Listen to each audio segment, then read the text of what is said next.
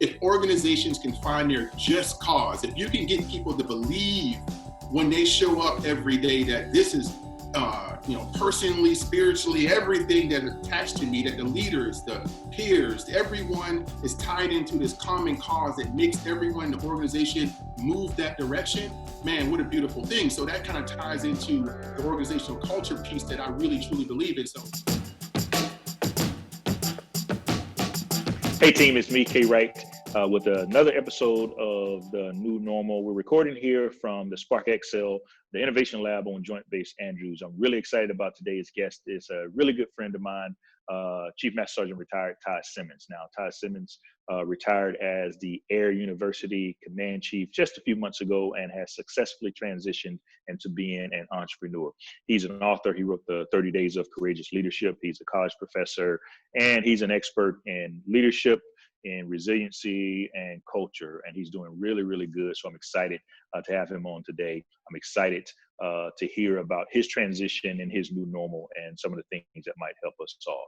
Welcome to the show, man. Of course, you know, this is the new normal, a web series that we have that's designed to help our airmen and people across the globe adjust to what's happening in the world with COVID-19. So I know you recently retired, and so that was a transition in and of itself. Tell me, man, how has COVID-19 impacted your transition, your new life, your new lifestyle, and how you've been operating these days? First, Chief, thank you for the opportunity to come on and share some time with you and the team. It's been, I will say it's been a journey, just like anyone else out there. It's been a huge journey for me. I retired back in December, walked across the stage and transitioned from the Air Force. And ironically, my last official day on active duty was the 29th of Feb. And during that time, I started, I started my own business. I do leadership development and organizational culture type stuff. And right at the transition of this entire pandemic happening, I was traveling on a 10-day trip. So I happened to get my ID card at LA Air Force Base while I was working out at LA Air Force Base out there. And so I came back home almost on an empty plane. But for me, this has just been like, I live up here in Gatesburg, Maryland now, and around a lot of businesses that are shut down.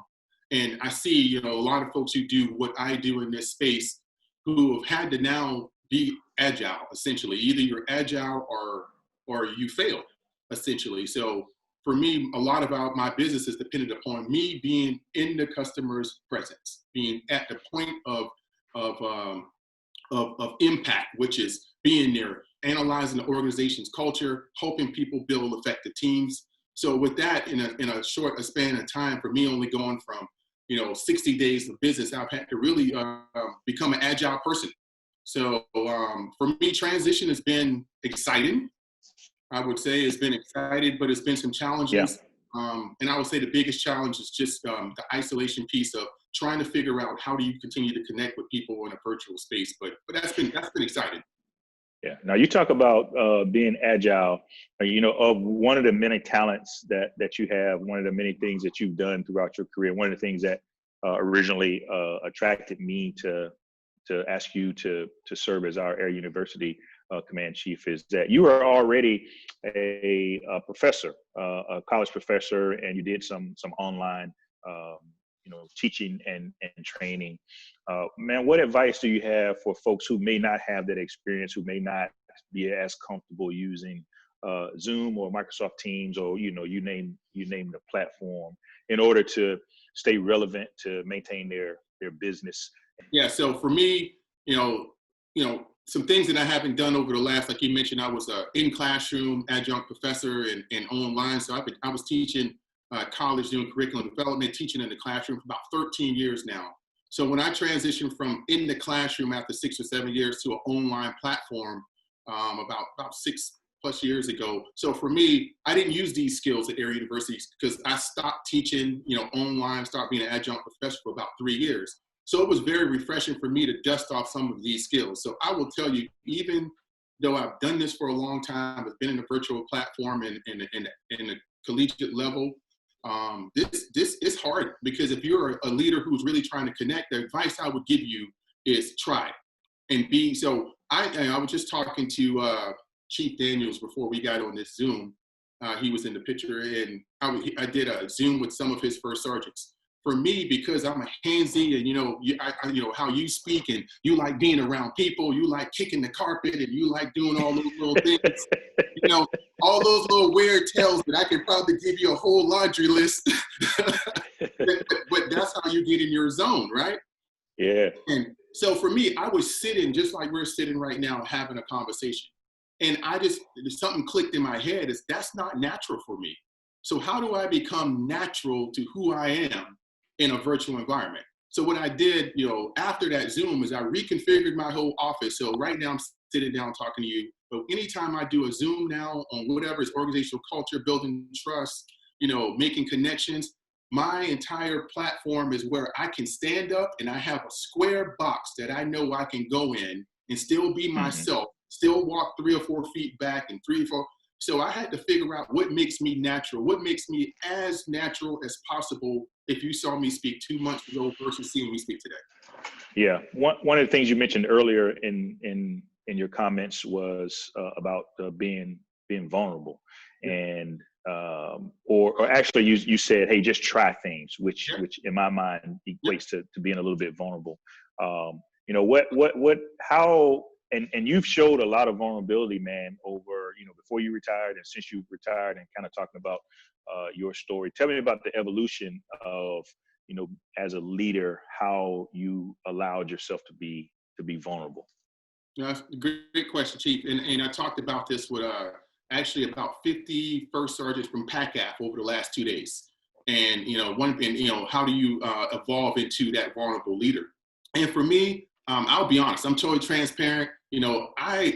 I would say that I was vulnerable on maybe a one-on-one kind of small group, early in my career when I was a young NCO that, maybe one troop here and one troop there, kind of, some people kind of knew some things about me, but not in a story matter. But it wasn't until I was honestly almost shamed into it.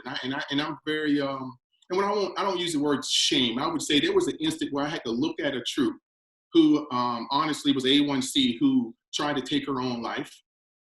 And I was a brand new chief. I wasn't even a chief at the time. I was still a senior master sergeant. And she tried to take her own life. And I remember having interactions with this young airman. I remember having interactions. I remember being the scripted leader at the time that needed to check the boxes and go, hey, you're having mental health issues. We're going to take you to mental health. I'm going to attend your treatment team meetings, all of the things that we expect a leader to do. But what I didn't do, and looking back, is I wasn't vulnerable. So when I looked at her bed, when she was laying in the bed and she actually attempted to actually take her life, I remembered how many times that I could have had that conversation with her, that I was 19 years old and I wanted to take my own life in the United States Air Force. I had those same issues and I didn't make that connection. So since then, I've decided that, if I can help one person through my story, but it evolved. It just didn't happen like one day. After that, I just got up and said, I'm gonna tell you everything. I mean, even to this day, which I've told my story hundreds of times, it'll change from yesterday to today, because sometimes you're just in the moment where you feel like you need to share more or you need to go deeper. So that's how it evolved. Yeah. What about priorities? So one of the things that you and I often talk about, and we have we're colleagues, and over the years we became really good friends. Some people even got us confused. Thought you were the Chief Master Sergeant of the Air Force on several occasions. We went to a restaurant together one time, and this young lady thought we were twins, so we became kind of Ronald and Donald. So we have this symbiotic, I would say, relationship where we mentor each other and hold each other accountable. And one of the things I try to always hold you accountable for is priorities. Mm-hmm. And so you're an author, you're a teacher, you're an entrepreneur, you're a speaker, you have, tons of things. Man, talk to us about, at this point in your life and in your career, what are your priorities and how do you keep from doing too much? So I'll be honest with you. The only way I was keeping from, I would tell people, get you a accountability partner. And that person could be knowingly and unknowingly your accountability partner. And I have probably 2, and one of them is you. So I'll never forget how many times that I had this great, I can't imagine it to, going to my parents, because I don't have and my mom worked all the time, so I didn't, take a lot of things to her. But I could only imagine as a kid taking it to their parents kind of thing. And I'll never forget how many times I have the greatest, newest idea how I'm going to do this, and I'll come to you, and we'll be sitting there, we'll be in my backyard or something. I'm like, hey, this is what, and you'll look at me with that look like, man, what are you doing? And I just, for a split second, I just felt like the air was let out of my balloon. But every time that you became that knowingly and unknown accountability partner to me. But priorities right now, I'm still, like I said, I'm still all over the place. So all of those things that I'm still doing, I'm trying to work on a second book that highlights my entire story from age 6 of my earliest age of knowing trauma to now trying to highlight something that hopefully that helps people. That's something that's a priority of mine. And building, my business and helping people connect, because I'm all in on the empathetic leadership style about how you lead as an empathetic leader. So, trying to build out that and virtually just doing things right now, connecting with my family more. That's been great post-retirement, is that having that time and having that white space on the calendar without all of those other things of pressure. Man, I found a new, I would put that number one. I found a whole new idea of what it's meant to be a husband and a dad and all of those different things. So Yeah. that's number one. And just honestly, the biggest thing I will tell you in this is having fun with it and not taking it so doggone serious. So for me, why I love coming to my accountability partners with the greatest, newest idea, which I won't tell you is my new idea right now. We'll talk about that offline, because I know talk offline. Yeah, we're gonna put that pin in the balloon real quick. But the biggest thing is having fun, finding out new challenges, because Air Force was the greatest thing that most of us. We come in as young men and women. For my majority of my adult life, I was in the Air Force. It was a great career. To me, the best thing that's ever happened to me. But that excitement to be free to create and to truly be innovative of your own skill set and your own mindset and things that you can visualize and implement, it's been a blast. So my priorities has been just redefining myself. You mentioned your book, your first book, 30 Days of Courageous Leadership. What do you expect your readers to get out of the book, and what advice do you have for an up and coming or an aspiring author on, how to get through just the process of writing a book? So thank you for that. But yeah, so I will tell you, the 30 days thing was, a quick nugget book, and the size of it is on purpose.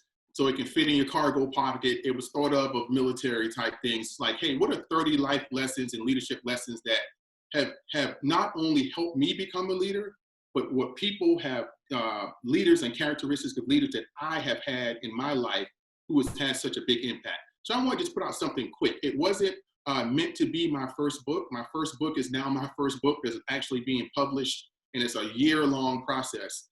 And what I would tell you, if you ever want to go to, because I've been trying to do this for 10 years, and it's just been something that I was fearful of, honestly. It's like, I can tell this story to 800 people. I can put it on a video and, a few thousand people see it, but a book's forever. And you got to be very deliberate about what you put in there. So I'm very happy that I waited. So I would tell people, be deliberate and don't give up. Write notes, put it in your phone, put memos, voice memos, and you'll be surprised of what comes out of that process. So for the 30-day book, I wanted to give something at the point of relevancy, which I was leaving the military.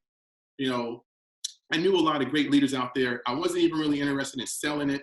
That's why the price point was so low. I just wanted to give something back that was very what I wanted to say is tactical and practical. I wanted to keep it tactical and practical. I didn't want a novel. I wanted something that you can go one day at a time and say, hey, I didn't think about leadership in this realm. Just being this type of person today. And let me build upon those skill sets. But this is 30 life lessons of leadership that either I've witnessed, I've seen, or I've had to implement myself. So yeah, so it's been a huge success, and I've seen so many people, mostly on social media, sharing. I picked up a few copies for me and some of my teammates, and so man, we appreciate it. I look forward to reading your second book, or your first book, or however you refer to it. It's my first book. Yeah. Yeah. Yeah. Yeah. Hey man, I was watching you one day on I believe it was on Air Force Quarantine University, great platform that was started by one of our colleagues in Aishan, and actually one of your successors at the 412th Test Wing, where you used to be the command chief. And somewhere toward the end, you mentioned somebody may have asked a question like, "What are you going to do when this is over?" And and you mentioned, "Hey, I'm gonna give a big bro hug to all my friends." Yes. So speak to us about the importance of having a circle of people or friends that you trust, that you can be yourself around, and how does that impact your personal and your professional life? Awesome. Yeah, absolutely. I tell you, for me, I can't sit here and say that I was a person with 100 friends. I'll just be honest with you. And I can't sit here and say that I can ever in a point in my life, but dating all the way back, I thought about, I always think about, you were at my retirement ceremony when some of my hometown friends came through, Yeah. and one of my great childhood friends who told you the story about how him and I used to team up and fight his brothers. Right. his own brothers. So the environment I grew up in, man, loyalty and trust and friendship meant everything. So you kind of ran in smaller circles because that test of friendship was always based on some real loyalty type things, that we were brothers in our neighborhood. About 7 or 8 of us who grew up at the same age. So we grew up and we were really, really close. So that's something, as my earliest memory of 10, 11 years old, it's like you always treat, we always tell our kids, is that your true friend?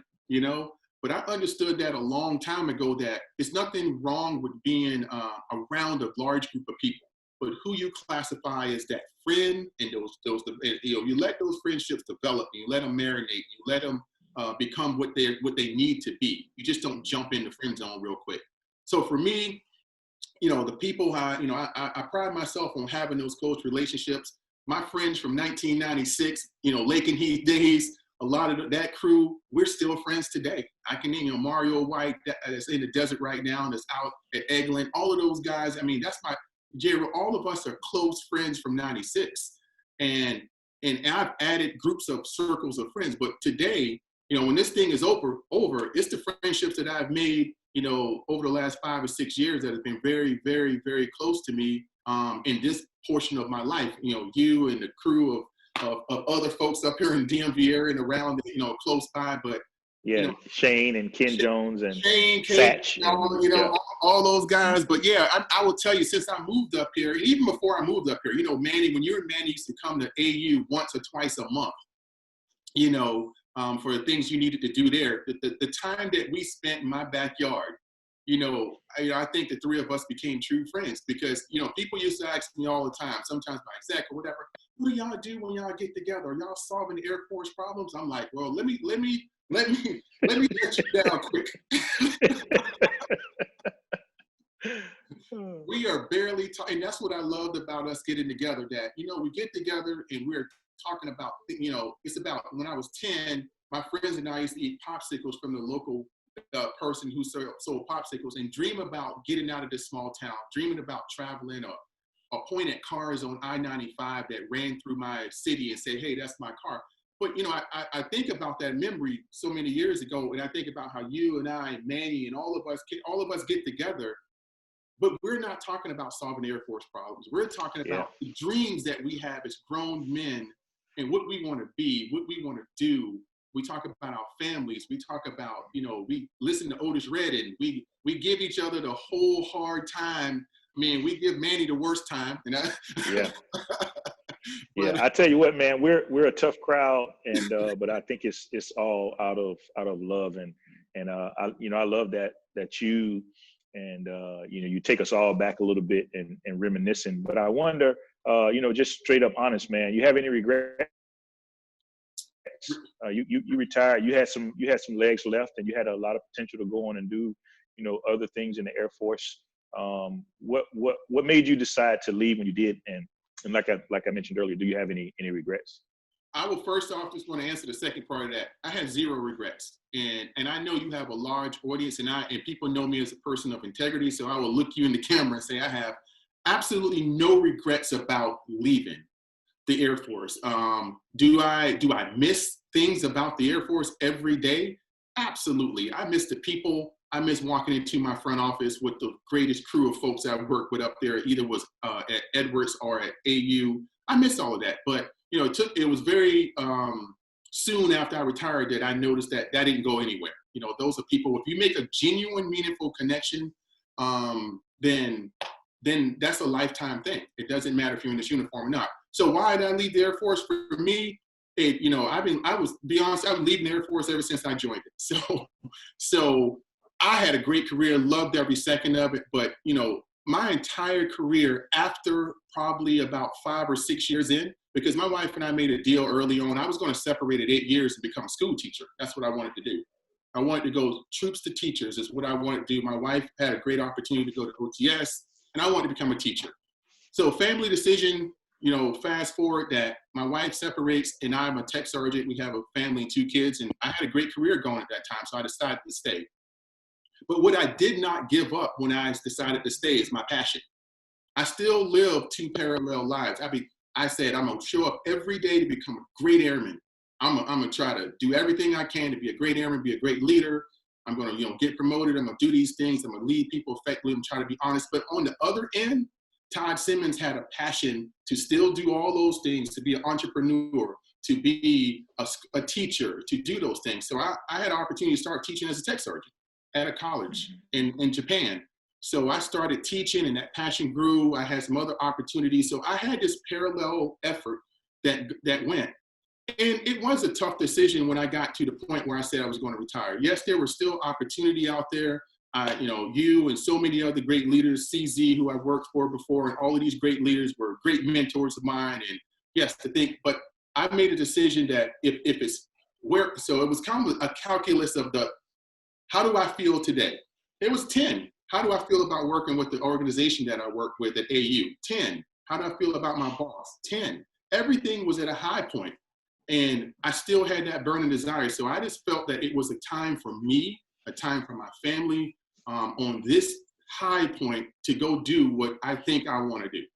Yeah. So you hear all the time people say, they just say, well, you'll know, or you'll get a vision in the middle of the night that says, hey, it's time. Did yours kind of come like that, or was it after? Did you kind of struggle and go back and forth on should I not? Tell us about, you know, your vision and how you finally came to the decision. So I was having a blast, and I will tell you, I had a blessed career. I'm be honest, when I was at Edwards, great wing commander, loved working for him. I wanted to continue working for him in his next venture. We already had kind of that little game plan going, potentially. And then, you know, I got this text from someone.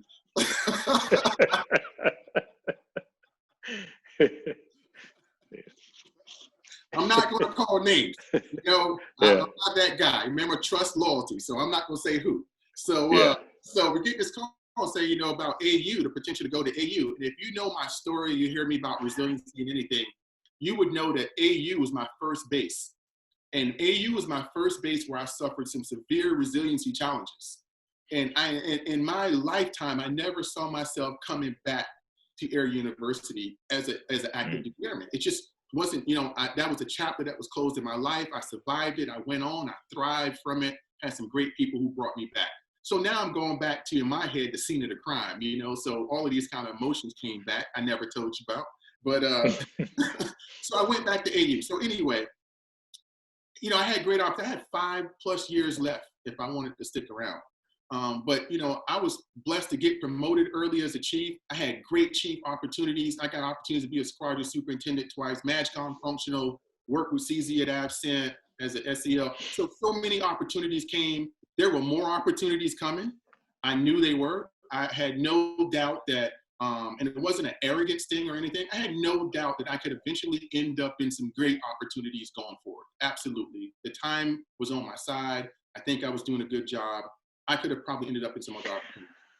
But I just made a decision. So I think you got the phone call from me second. First, it was my boss, and then you. I just talked to my wife one morning and say, hey, I think it's time for us to transition.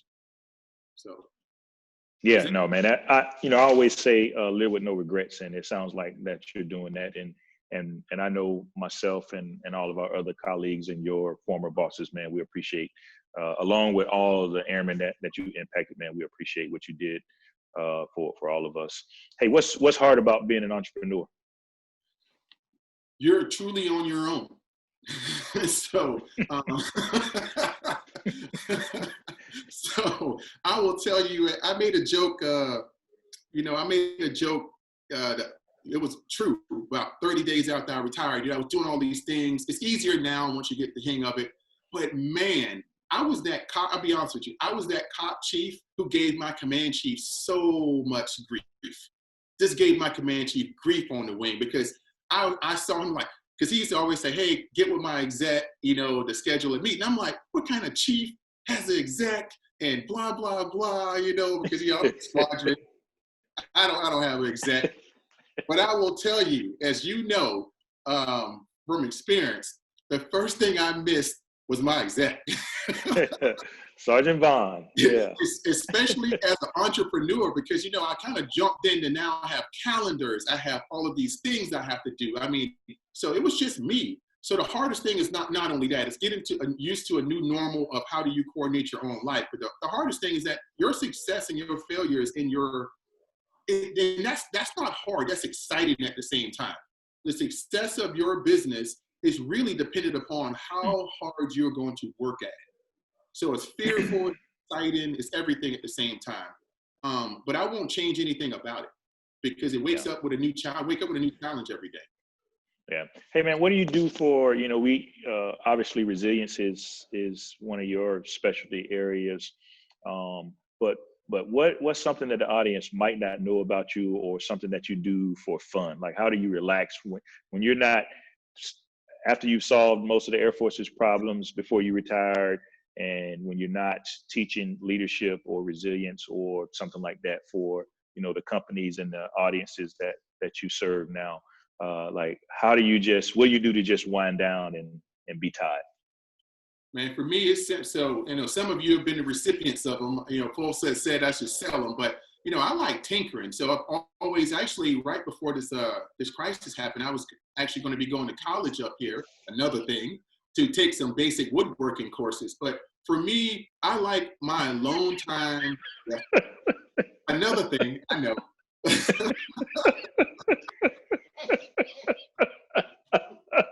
Dude. There's always something with you. All right, go ahead, man. My bad. So for me, man, I like, because I want to take what you already know what I'm going to say to a larger level and build bigger things. So I like tinkering. I've always been somebody who's been so I like just closing myself in a room. And, something I started doing with cigar box lamps, cigar box tables, tinkering with different, making things, making hanging lamps and stuff. So I like just being in a space by myself, whether it's making things, listening to music, or just giving me some alone time for about an hour and a half. That's how I decompress. And the biggest way, I don't have it now because I live in a townhome, which I told my wife we absolutely have to move because I don't have a backyard. So what I used to do is, my biggest thing is just going outside from by myself for an hour and a half, tinkering around with something, turning on some music, just reminiscing. I like to have my space for just a little chunk of time. So yeah. So you have become an avid, maybe even a prolific cigar smoker, cigar aficionado. When did that happen, man? How long have you been smoking and interested in cigars and So I have you to blame for the prices of my cigar smoking now, but so I grew up, and I'm not ashamed to say, because a lot of us did. For a long time I was a avid Swisher Sweet, kind of black and mild kind of person. Growing up in the not that everyone smokes in security forces back in the 90s, but that was kind of boredom kind of thing sometimes to do where you were at. So, but yeah, it wasn't until probably a few years ago, I started smoking some cigars, but it wasn't frequent at all. It was when you get with somebody, and then probably around 17 is where, I think more of the conferences we started having, and my friend group kind of expanded and different people. And then, 2017, not 17 years old. No, 2017. Yeah. Right. Got it. So 2017, and then it just, it's something I became interested in, and it became something that, once you find out what the quality is, it's like anything else. It's like, learning about Scotch, or it's like learning about the different beers when I was over in Europe, that I became very fascinated with the beer culture in Europe. Became fascinated with the cigar culture. And I think what drew me more to the cigar culture, once I found like the 3 or 4 that I really liked, other than just what I liked, was just the conversations that happened in that environment. The time that I've spent probably in the last 3 or 4 years with whoever I was smoking with, either it was one-on-one with someone or a group of 10 or 12 of us, those are some of the richest experiences that I've had in the friend zone kind of. It's just been so for me. Cigar smoking is experience. So you asked me when the last time I smoked. It's been a while because we've been in court. Because for me, I've always associated smoking a cigar with this, this atmosphere, Yeah. of people together. So yeah. Hey man, it's also no secret that you have a developmental mindset, a growth mindset versus a fixed mindset. So I was wondering before we get off, if you had one book that you could recommend besides your book, one book that you could recommend to our viewers that would help them either personally or professionally. One book. I will tell you, I'm reading again right now, Leaders Eat Last.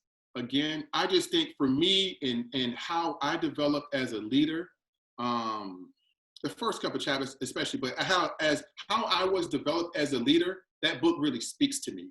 And it's actually downstairs on my counter right now. I've been going out on the balcony, kind of flipping through it again because, going through, virtual, I'm developing courseware and curriculum right now, and trying to develop, that kind of mindset in the people who I'm talking to, which is predominantly the United States Air Force, is that servant leader mindset is being that person who, and it ties into the empathetic leader that I talk about all the time, So I would tell you that something that, or man, what's Simon Singh's other book that I talk about the just cause in all the time? The new one he just came out with, the Infinite Game. Infinite Game. Infinite Game. So yeah, when he talks about the just cause and the infinite game, and finding your just cause, man, that resonates with me so much. And I actually do about 4 or 5 slides just on, when I was in person, on a piece of the Infinite Game where it talks about if organizations can find their just cause, if you can get people to believe when they show up every day that this is, personally, spiritually, everything that's attached to me, that the leaders, the peers, everyone is tied into this common cause that makes everyone in the organization move that direction. Man, what a beautiful thing. So that kind of ties into the organizational culture piece that I really, truly believe in. So I would put that above the other, Leaders Eat Last. Okay, good deal. Well, hey, brother, I know you got about 17 different jobs, and so you probably got more stuff that you need to get done today, man. I just want to say thanks, brother. Man, I appreciate you. I think you and most people know that I'm a huge fan of yours. I appreciate your friendship. I appreciate your mentorship and opportunities that we get to smoke and just talk about life and leadership and many other things. So again, man, I wish you the best of luck with your second book and with all of your new endeavors. And I am looking forward to hearing about this new thing that I'm gonna try to talk you off the ledge on. You will. Yeah. But really appreciate it, man. I think what you've been doing in this space has been really helpful for our airmen from a professional standpoint, but mostly from this new normal, right? Because people were already starving for development and leadership and ideas, and having you and so many of our other Satch and Ian and all of the chiefs and leaders that are in this space making a difference, I think has been very, very helpful for lots of our airmen. So again, man, I just wanted to say thanks and tell you how much we all appreciate you. No, thank you, and we appreciate you. And we don't know what this new normal in 2020 is going to do as you exit. But I just wanted to say thank you because I know folks will be watching this, and I would say, thank you for the friendship, thank you for the trust, thank you for allowing me to be the leader I needed to be.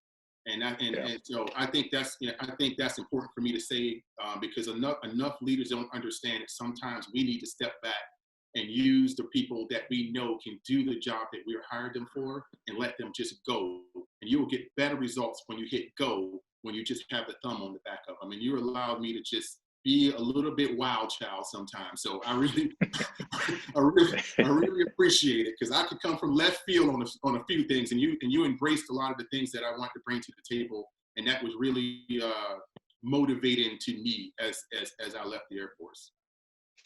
All right. Well, again, thanks, brother, and I look forward to when this is over, man. We can catch up and have a smoke and a drink. So appreciate it, man. Thanks, man. All right, later.